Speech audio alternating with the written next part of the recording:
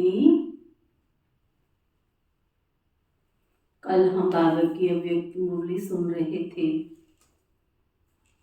तो बाबा उसमें इशारा दे रहे थे कि जिस प्रकार से भोजन को हम खाते और हजम ना करें तो वो शक्ति का काम कैसे करेगा। खाए हुए भोजन से शक्ति तभी आती है जब हम उसको हजम कर पाते हैं। ऐसे ही सर्वशक्तिवान बाप के बच्चे और कुछ कर ही न सके, ऐसे कैसे हो सकता है। अगर नहीं कुछ करते हैं तो ये तो और ही बाप के नाम को लजाते हैं, शर्माते हैं। तो सदैव बाबा बता रहे थे कि हमें यही लक्ष्य रखना है कि हम ऐसा कर्म करें जो मिसाल बन करके दिखाएं। इंतजार में नहीं रहना है, लेकिन हमें एग्जाम्पल बनना है। बाप का एग्जाम्पल, जैसे ब्रह्मा बाप भी तो सारे विश्व के लिए एग्जाम्पल बने ना। तो बाबा आगे बता रहे हैं, जैसे हम अपने मधुबन घर जाते हैं तो बाबा इशारा दे रहे हैं, अपने घर में आए हो ये समझते हो। जब अपने मधुबन घर में जाते हो तो ये समझते हो कि हम अपने घर में आए हैं। जब कोई भटका हुआ अपने घर पहुंच जाता है तो जैसे विश्राम मिल जाता है, तो यहाँ विश्राम की भासना आती है। भगवान के घर जब तुम आते हो तो तुम्हें विश्राम श्राम में भी राम समाया हुआ है, विश्राम में भी राम समाया, तो राम की गोदी में अनुभव करते हो। स्थान मिलने से विश्राम की स्थिति हो जाती है। सदैव विश्राम की स्थिति में समझो अपने आप को। बाबा माँ की गोदी में अपने आप को समझो। जो लाडले बच्चे होते हैं वो हमेशा क्या होता है, माँ बाप की गोदी में रहते, नीचे नहीं रहते। भले कार्य अर्थ आओ, भले कोई कार्य करते हो, कोई कार्य अर्थ कहीं जाना पड़ता है, आना पड़ता है, आओ जाओ, तो भी ये स्थिति का अनुभव साथ लेकर जाना। बाबा कहते हैं इसको साथ रखेंगे तो फिर कितना भी कार्य करते हुए स्थिति विश्राम की रहेगी। कोई भी कार्य करेंगे तो स्थिति विश्राम की रहेगी। विश्राम अवस्था में शांति सुख का अनुभव होता। अपने में जब शक्ति आ जाती है ना,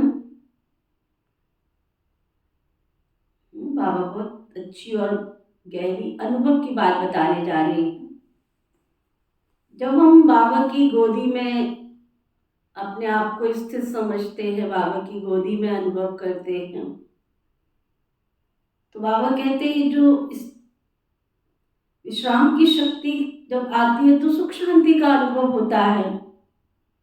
और जब सुख और शांति की शक्ति का अनुभव होता है तो फिर वातावरण का असर भी अपने पर नहीं होता। दुनिया में क्या हो रहा है, क्या है, कैसे है, उन बातों का इफेक्ट बाबा की गोदी में रहने वाले बच्चों को नहीं पड़ सकता, लेकिन हमारा असर वातावरण पर जरूर पड़ता है। सर्वशक्तिमान वातावरण है या आप, बाबा कहते हैं, या बाप है। सर्वशक्तिमान वातावरण है या बाप है? क्या है, दोनों में से कौन है? बाप है या वातावरण है? जबकि सर्वशक्तिमान बाप के बच्चे हो तो फिर वातावरण आपसे शक्तिशाली क्यों? शक्तिशाली बाप के बच्चे आप हो तो वातावरण आपसे शक्तिशाली क्यों हो जाता है? अपनी शक्ति भूलने से ही वातावरण का असर होता है। जब अपनी शक्तियों को भूल जाते हैं तो फिर वातावरण का असर होने लगता है। तो बाबा कहते हैं जैसे डॉक्टर कोई भी बीमारी वाले पेशेंट के आगे जाएगा तो भी उनको असर नहीं होगा पेशेंट का, वैसे ही अपनी स्मृति रखकर सर्विस करना। जब सेवा की फील्ड पर जाओ तो दुनिया का इफेक्ट हमारे ऊपर ना आवे, लेकिन दुनिया के ऊपर हमारा इफेक्ट जरूर पड़े। तो बाबा ने एग्जाम्पल दिया डॉक्टर का। डॉक्टर पेशेंट नहीं बन जाता पेशेंट को देखकर, है ना, पेशेंट को ठीक करता, अपना प्रभाव डालता है। हॉस्पिटल में डॉक्टर एक होता है कि पेशेंट अनेक होते हैं? क्या होता है? डॉक्टर एक होता है और पेशेंट अनेक होते हैं, और एक डॉक्टर अनेक पेशेंट को ठीक करता है। तो इसका मतलब डॉक्टर का प्रभाव पेशेंट पर पड़ता है। तो ऐसे बाबा कहते दुनिया में भी प्रभाव आपका पड़ना चाहिए कि आपका प्रभाव, है ना, दुनिया वालों का प्रभाव आपके ऊपर पड़े। कहीं आके सुनाते हैं ना, बस बाहर तो ऐसे ही है ना बहन जी। तो वो बाबा समझा रहे हैं वैसे ही अपनी स्मृति रखकर सर्विस करनी है। ये अपने में शक्ति रखो कि हमें वातावरण को बनाना है, ना कि वातावरण हमको बनावे। युगल होते हुए भी अकेली आत्मा की स्मृति में रहते हो क्या? युगल रहते हुए भी अकेली आत्मा की स्मृति में रहते हो क्या? आत्मा अकेली है ना। अगर आत्मा को संबंध में आना भी है तो किसके? सर्व संबंध तुम्हारे किसके साथ है? दुनिया वालों के साथ। किसके साथ है? तो सर्व संबंध भी किसके साथ है? एक से। तो एक से दो भी तो बनना है ना, बाप और बच्चे। तीसरा और कोई संबंध नहीं है हमारा। एक मेरा बाबा और मैं बाबा का और बाबा मेरा, बाप और बच्चे। तीसरा कोई संबंध नहीं। सर्व संबंध को एक से जोड़ना, एक से दूसरा शिव बाबा, इस स्थिति को ही उच्च स्थिति कहा जाता है। जब हमारी स्थिति में दुनिया में रहते हुए भी मन की आंख में क्या हो? एक शिव बाबा, मेरा तो एक शिव बाबा और दूसरा ना कोई। आंख खोलूं तो भी शिव बाबा, बंद करूं तो भी शिव बाबा। तो बाबा कहते हैं जब ऐसी स्थिति होगी, ऐसी स्थिति को उच्च स्थिति कहा जाता है।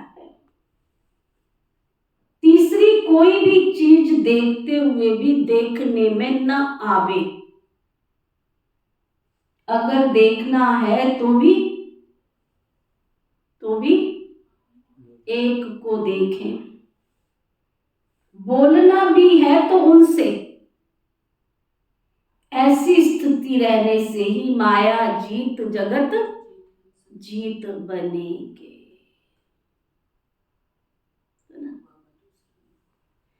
जो माया जीत बनते हैं ना, वही जगत जीत बन जाते हैं। ये शुद्ध स्नेह सारे कल्प में एक ही बार मिलता है। एक कल्प में एक ही बार मिलता है। बाबा से प्यार, बाबा से दुलार। अगर कोई प्यारे बाबा के संबंधों को अनुभव करे तो सचमुच कितना बाबा हर घड़ी हमारे साथ। छोटे थे तो एक गीत गाते थे, तू जहाँ जहाँ चलेगा तेरा साया साथ होगा, है ना। वो दुनिया वालों का साथ अनुभव करते हैं और हम बाबा के बच्चे एक पल भी बाबा से जुदा हो ही नहीं सकते हैं। उठूं तो बाबा, बैठूं तो बाबा, खाऊं तो बाबा, उठते बैठते चलते फिरते एक बस बाबा बाबा बाबा। एक ही धुन किसी की ना सुन। यह शुद्ध स्नेह सारे कल्प में एक ही बार मिलता है, बाबा कहते हैं। ऐसे स्नेह को हम पाते हैं, ये सदैव याद रखना। जो कोई को प्राप्त नहीं हो सकता वह हमें प्राप्त हुआ है। सुना? ऐसा स्नेह किसी को संसार में मिल ही नहीं सकता जो केवल तुम बच्चों को प्राप्त हुआ है। इसी निश्चय और नशे में रहना। दिल्ली में कमाल कब करेंगे? दिल्ली का आवाज ही चारों ओर फैलता है ना। दिल्ली में नाम वाला होना भारत में नाम वाला होना होता है। इतनी जिम्मेवारी दिल्ली वालों को उठानी है।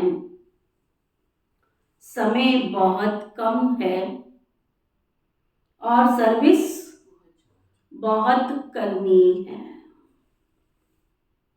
इसी रफ्तार से जब सर्विस करेंगे ना तब ही सभी को संदेश पहुंचेगा।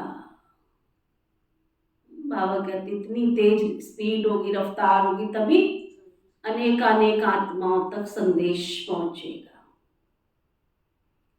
कोई को धनवान बनाने के लिए मौका देना भी महादान है। अगर हम किसी आत्मा को बाबा की सेवा में लगाते हैं और उसके द्वारा अनेक आत्माओं का कल्याण होता है तो नेचुरली क्या होगा? बाबा का वो बच्चा बनेगा तो उसके पास भी तो गुण और शक्तियों का स्टॉक जमा होगा तो वो भी धनवान बना।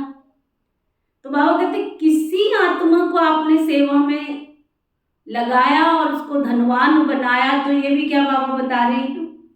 ये भी उसको सेवा का मौका देना, उसको धनवान बनाना, ये भी तुम्हारा महादान। महादान का फल भी इतना मिलता है। अगर आपने किसी आत्मा का भाग्य बनवा दिया, एक आत्मा मिसला किसी अनेक आत्माओं के कल्याण के निमित्त बनी, तो बाबा कहते हैं आप कौन सी श्रेणी में आ जाएंगे? कौन सी? आप महादानी की श्रेणी में आ जाएंगे। महादान का फल भी इतना मिलता है। कैसे? सामने वाले ने 100 आत्माओं का कल्याण किया तो 100 का शेयर आपके खाते में, तुम्हारे निमित्त बनने पे 100 का कल्याण उसने किया ना। तो उसने 100 का किया, उसको तो 100 का एब्जा मिलेगा, लेकिन उस 100 में से अंदर गति शेयर ऑटोमेटिक तुम्हारे खाते में आ जाएगा। समझ में आया? तो बाबा कहते तो महादान का फल भी इतना मिलता है। बाप को सदैव साथ रखेंगे तो माया देखेगी। इसके साथ सर्वशक्तिवान बाप है तो दूर से ही भाग जाएगी ना। लौकिक में भी आप देखो कोई कितना आपको कुछ करने की योजना बनाए, लेकिन जब उसको पता हो कि इनकी तो पीठ बहुत मजबूत है ना, तो दूर से ही भाग जाता है ना। नहीं नहीं, इनको नहीं छेड़ना, इनसे बात नहीं करना, या तो उल्टे हम ही फंस जाएंगे। तो ऐसे ही बाबा हमारे साथ है, सर्वशक्तिवान की शक्ति हमारे साथ है तो माया दूर से ही भाग जाएगी। अकेला देखती है तब हिम्मत रखती है, शिकार करने जब जाते हैं तो कोई भी जानवर वार न करे इसके लिए आग जलाते हैं। वैसे ही याद की अग्नि जली हुई होगी तो माया आ नहीं सकेगी। ये लगन की अग्नि बुझनी नहीं चाहिए, तो ना साथ साथ रखने की शक्ति, बाबा को साथ रखने की शक्ति आप ही आ जाएगी, फिर आपकी विजयी विजय है। बाप दादा बुजुर्ग माताएं, बाप दादा को बुजुर्ग माताएं बहुत प्यारी लगती, क्योंकि बहुत दुखों से थकी हुई है ना, तो थके हुए बच्चों पर बाप का स्नेह रहता है, प्यार रहता है। इतना स्नेह बच्चों को भी तो रखना है ना। घर बैठे भी याद की यात्रा में पास हो गए तो भी बाबा कहते आगे बढ़ सकते हो। जितना याद की यात्रा में सफल होंगे तो मन की भावनाएं भी शुद्ध हो जाएंगी, है ना। बाबा की याद की यात्रा में सफल हो गए तो मन की भावनाएं भी शुद्ध हो जाएंगी। सभी सर्विस में सहयोगी होकर रहते हो क्या? बाबा की सेवा में सहयोगी बनकर चलते हो क्या? जितना दूसरों को संदेश देते हैं उतना अपने को भी संपूर्णता का संदेश मिलता है, क्योंकि दूसरों को समझाने से अपने को संपूर्ण बनाने का न चाहते हुए भी ध्यान जाता। ये सर्विस करना भी अपने को संपूर्ण बनाने का मीठा बंधन है।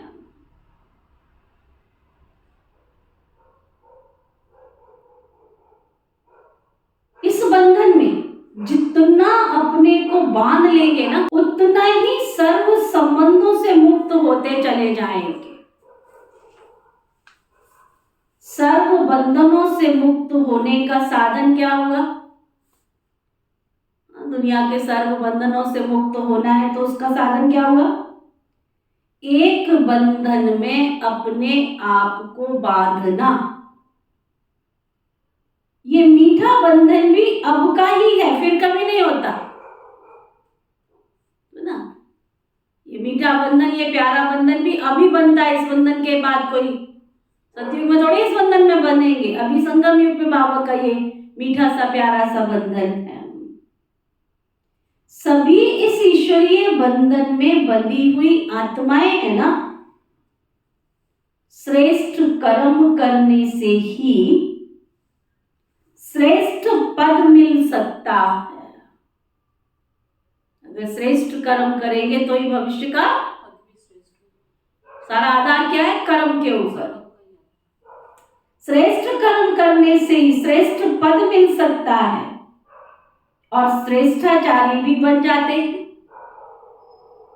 एक ही श्रेष्ठ कर्म से वर्तमान भी बन जाता है और भविष्य भी बनता है। कितनी अच्छी बात बता रहे बाबा। एक ही कर्म संगम युग में करते हैं, उससे वर्तमान भी बनता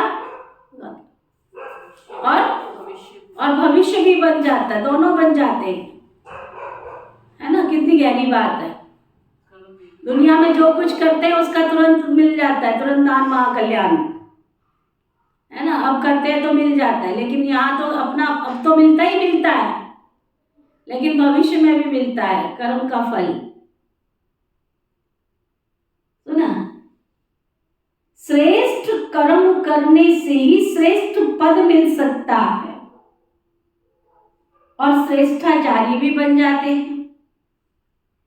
एक ही श्रेष्ठ कर्म से वर्तमान भी श्रेष्ठ बन जाता और भविष्य भी श्रेष्ठ बनता है। जिससे दोनों ही श्रेष्ठ बन जाए वही तो कर्म करना चाहिए ना। अहमदाबाद को सभी से ज्यादा सर्विस करनी है, क्योंकि अहमदाबाद सभी सेंटर का बीज रूप है। बीज में ज्यादा शक्ति होती है ना, तो खूब ललकार करो। जो गहरी नींद में सोए हुए भी जाग उठे, बाबा कहते हैं ऐसी सेवा करो। कुमारियां तो बहुत कमाल कर सकती हैं। एक कुमारी में जितनी शक्ति है वो इतनी सर्विस में फिर सफलता दिखानी चाहिए ना। कुमारियां पुरुषार्थ में, सर्विस में सभी से तेज जा सकती हैं। शक्तियां सर्विस में आगे हैं या पांडव? अपना यादगार है, हम कलप पहले वाले पांडव हैं। कितनी बार पांडव बने हो, जो अनगिनत बार होती है वो पक्की याद रहती है ना। ये स्मृति रहेगी तो फिर कभी भी विस्मृति नहीं होगी। कलप पहले भी हम ही थे, अब भी हम ही हैं, ये नशा और निश्चय रखना है। हम ही हकदार हैं किसके? ऊंचे ते ऊंच बाप के। ये याद रहने से फिर सदैव एक रस अवस्था रहेगी। एक की याद में रहने से ही एक रस अवस्था होगी। अव्यक्त में सर्विस कैसे होती है, ये अनुभव होता जाता है क्या? अव्यक्त में सर्विस का साथ कैसे सदैव रहता है, ये भी अनुभव होता है क्या? जो वायदा किया है कि स्नेही आत्माओं के हर सेकंड साथ ही हैं, ऐसे सदैव साथ का अनुभव होता है क्या? सिर्फ रूप बदला है लेकिन कर्तव्य वही चल रहा है। जो भी स्नेही बच्चे हैं उन्हों के ऊपर छत्र रूप में नजर आता है। सुना? जो बाबा के स्नेही बच्चे हैं उनके ऊपर छत्र रूप में बाबा की सर्व शक्तियां नजर आती है। जैसे छतरी की तरह शक्तियां भी उनके चारों तरफ रहती हैं। छत्र छाया के नीचे सभी कार्य चल रहा है ना, ऐसी भासना आती है। व्यक्त से अव्यक्त, अव्यक्त से व्यक्त में आना, यही सीढ़ी उतरना और चढ़ना जैसे आदत पड़ गई है। अभी अभी वहां, अभी अभी यहां। जिसकी ऐसी स्थिति हो जाती है, अभ्यास हो जाता है, उसको ये व्यक्त देश भी जैसे अव्यक्त भासता है। स्मृति और दृष्टि बदल जाती है। सभी एवर रेडी बनकर बैठे हो क्या? कोई भी देह के हिसाब किताब से भी हल्का। वतन में शुरू शुरू में पक्षियों का खेल दिखलाते थे, पक्षियों को उड़ाते थे, वैसे ये आत्मा भी पक्षी है, जब चाहे उड़ सकती है। वह तब हो सकता है जब बहुत काल का अभ्यास होगा। 1 सेकंड में यहाँ, 1 सेकंड में बाबा के पास, 1 सेकंड में कर्म क्षेत्र पर आए, 1 सेकंड में बाबा के पास चले गए। इतना अभ्यास। जब खुद उड़ता पंछी बनेंगे ना, तब औरों को भी 1 सेकंड में उड़ा सकते हो। अभी तो समय लगता है ना। अप्रोक्ष रीति से वतन का अनुभव बताया। अप्रोक्ष रूप से कितना समय वतन में साथ रहते हो। जैसे इस वक्त जिसके साथ स्नेह होता है ना, वह कहाँ विदेश में भी है तो उनका मन ज्यादा उस तरफ रहता है। जिस देश में वो होता है ना, उस देश का वासी अपने को समझते हैं। वैसे ही तुमको अब सूक्ष्म वतन वासी बनना है। सूक्ष्म वतन को स्थूल वतन में इमर्ज करते हो, बाबा पूछ रहे हैं, या खुद को सूक्ष्म वतन के साथ समझते हो? क्या अनुभव है? सूक्ष्म वतनवासी बाप को यहां इमर्ज करते हो, व अपने को भी सूक्ष्म वतनवासी बना करके साथ रहते हो। क्या अनुभव है? बाबा कहते हैं, बाप दादा तो यही समझते हैं कि स्थूल वतन में रहते हुए भी वतनवासी बन जाते। यहां भी जो बुलाते हो, ये भी सूक्ष्म वतन के वातावरण में ही सूक्ष्म से सर्विस ले सकते हो। अव्यक्त स्थिति में स्थित होकर मदद ले सकते हो। व्यक्त रूप में अव्यक्त मदद मिल सकती है। अभी ज्यादा समय अपने को फरिश्ते ही समझो, है ना? चलते उठते बैठते खाते पीते, क्या ज्यादा समय क्या समझो अपने आप को? फरिश्ते हैं। फरिश्तों की दुनिया में रहने से बहुत ही हल्कापन अनुभव होगा। जैसे कि सूक्ष्म वतन को स्थूल वतन में बसा दिया है। स्थूल और सूक्ष्म में अंतर नहीं रहेगा, तब संपूर्ण स्थिति में भी अंतर नहीं रहेगा। ये व्यक्त देश जैसे अव्यक्त देश बन जाएगा, संपूर्णता के समीप आ जाएंगे। जैसे बाप दादा व्यक्त में आते भी हैं तो भी अव्यक्त रूप के अव्यक्त देश के अव्यक्ति प्रभाव में रहते। वही बच्चों को अनुभव कराने के लिए आते। ऐसे आप सभी भी अपने अव्यक्त स्थिति का अनुभव औरों को कराओ। जब अव्यक्त स्थिति का स्टेज संपूर्ण होगी, तब ही अपने राज्य में साथ चलना होगा। एक आंख में अव्यक्त संपूर्ण स्थिति, दूसरी आंख में राज्य पद। ऐसे स्पष्ट देखने में आएंगे जैसे साकार रूप में दिखाई पड़ता है। सुना? बाबा कहते हैं अभ्यास जब ऐसा होगा तो जैसे वतन में बैठे वैसे नीचे, नीचे बैठे वैसे ऊपर, दोनों में अंतर नजर नहीं आएगा। स्थूल वतन सूक्ष्म वतन बन जाएगा, है ना? बचपन रूप भी और संपूर्ण रूप भी, बस ये बनकर फिर ये बनेंगे। ये स्मृति रहती है। भविष्य की रूपरेखा भी जैसे संपूर्ण देखने में आती है। जितना जितना फरिश्ते लाइफ के नजदीक होंगे, उतना उतना राजपद को भी सामने देखेंगे, ना? जितना फरिश्ता रूप, उतना भविष्य में जो राजपद मिलने वाला, बाबा कहते उसको भी सामने देखेंगे।